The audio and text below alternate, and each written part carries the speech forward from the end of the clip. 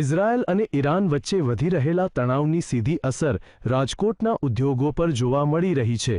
યુદ્ધ બે દેશો વચ્ચે છે, પણ ચિંતા આખા વિશ્વની સાથે હવે રાજકોટના વેપારીઓની પણ વધી છે. રાજકોટના એન્જિનિયરિંગ ઉદ્યોગ પર આ યુદ્ધની કેવી માઠી અસર પડશે, જોઈએ આ અહેવાલમાં. ઇઝરાયલ અને ઈરાન વચ્ચે ચાલી રહેલા ભીષણ યુદ્ધના કારણે વૈશ્વિક સ્તરે અફરાતફરીનો માહોલ સર્જાયો છે.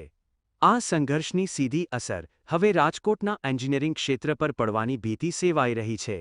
સમગ્ર મામલે રાજકોટ એન્જિનિયરિંગ એસોસિએશને ઘેરી ચિંતા વ્યક્ત કરી છે.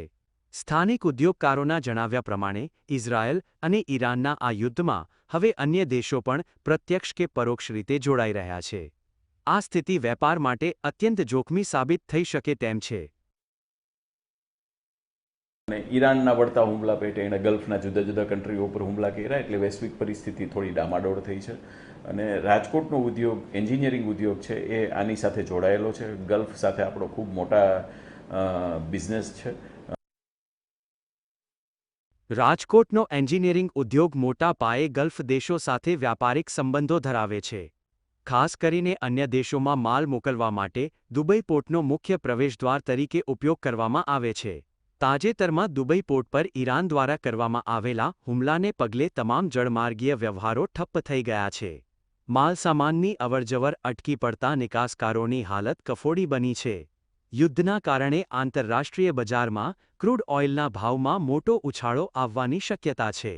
ક્રૂડ મોંઘું થતાં ટ્રાન્સપોર્ટેશન અને ઉત્પાદન ખર્ચમાં પણ નોંધપાત્ર વધારો જોવા મળશે.